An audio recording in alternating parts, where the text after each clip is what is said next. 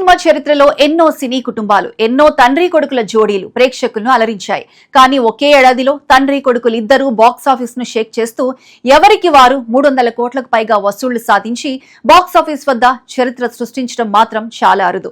ఇప్పుడు ఆ ఘనతను సొంతం చేసుకుంది మెగా ఫ్యామిలీ. ఒకవైపు 4 దశాబ్దాలుగా తెలుగు సినిమా ప్రేక్షకుల గుండెల్లో ప్రత్యేక స్థానం సంపాదించుకున్న మెగాస్టార్ చిరంజీవి, మరోవైపు దేశ సరిహద్దులు దాటి గ్లోబల్ స్టార్ గా ఎదిగిన mega power star Ram Charan. ఒకే సంవత్సరంలో ఈ తండ్రి కొడుకులు సాధించిన బాక్స్ ఆఫీస్ విజయాలు ఇప్పుడు ఇండస్ట్రీలో హాట్ టాపిక్ గా మారాయి. ముందుగా మెగాస్టార్ చిరంజీవి ఈ ఏడాది సంక్రాంతికి అభిమానుల ముందుకు మన శంకర వరప్రసాద్ గారు సినిమాతో వచ్చి బాక్సాఫీస్ వద్ద భారీ విజయాన్ని అందుకున్నారు. విడుదలైన వారం రోజుల్లోనే 200 కోట్లకు పైగా గ్రాస్ వసూళ్లు సాధించిన ఈ చిత్రం 8 రోజుల్లోనే ప్రపంచవ్యాప్తంగా 300 కోట్ల మార్కు దాటింది. దీంతో చిరంజీవి కెరీర్ లోనే అత్యధిక వసూళ్లు సాధించిన చిత్రాల్లో ఒకటిగా నిలిచింది. 4 దశాబ్దాల కెరీర్ తర్వాత కూడా ఒక స్టార్ హీరో సినిమా ఈ స్థాయి వసూళ్లు సాధించడం సాధారణ విషయం కాదు. 1980ల నుంచి ఇప్పటి వరకు 4 తరాల ప్రేక్షకులను అలరిస్తూ తన మార్కెట్ ను నిలబెట్టుకోవడం చిరంజీవికే సాధ్యమైందంటే అతిశయోక్తి కాదు.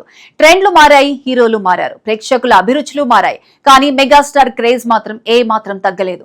అందుకే ఇప్పటికీ ఆయన సినిమా వస్తుందంటే అది సినిమా రిలీజ్ మాత్రమే కాదు, మెగా అభిమానుల పండగ. ఇక రామ్ చరణ్ గురించి చెప్పుకోవాలంటే సినీ నేపథ్యం ఉన్న కుటుంబంలో పుట్టడం వల్ల అవకాశాలు రావచ్చు, కానీ వాటిని తనకు గుర్తింపుగా తన విజయంగా మార్చుకోవటం మాత్రం అందరి వల్ల కాదు. తెలుగు సినీ చరిత్రలో స్టార్ హీరోల కుమారులుగా వచ్చి నిలదొక్కుకోలేకపోయిన వారు ఉన్నారు.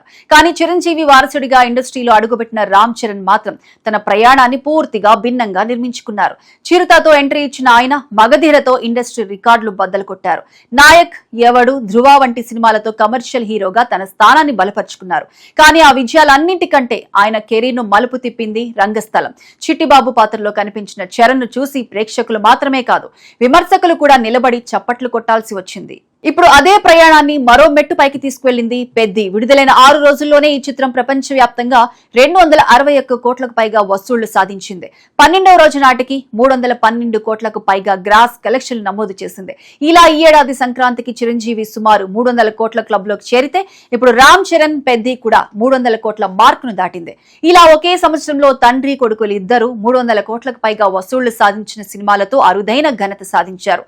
సాధారణంగా సినీ కుటుంబాల్లో ఒక తరం వెలుగులో ఉంటే మరో తరం నీడలో కనిపిస్తుంది, లేదా కొత్త తరం ఎదిగే కొద్దీ పాత తరం ప్రభావం తగ్గిపోతుంది. కానీ మెగా కుటుంబంలో పరిస్థితి పూర్తిగా భిన్నం.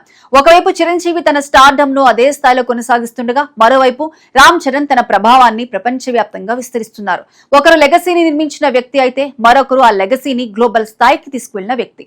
పెద్ద విజయంతో మరో విషయం కూడా స్పష్టమైంది. రామ్ చరణ్ ఇప్పుడు కేవలం స్టార్ హీరో మాత్రమే కాదు, భారీ ఓపెనింగ్స్ తీసుకురాగల బ్రాండ్, కథను తన భుజాలపై మోసుకు వెళ్లగల నటుడు, ప్రపంచవ్యాప్తంగా ప్రేక్షకులను థియేటర్లకు రప్పించగల గ్లోబల్ ఫేస్.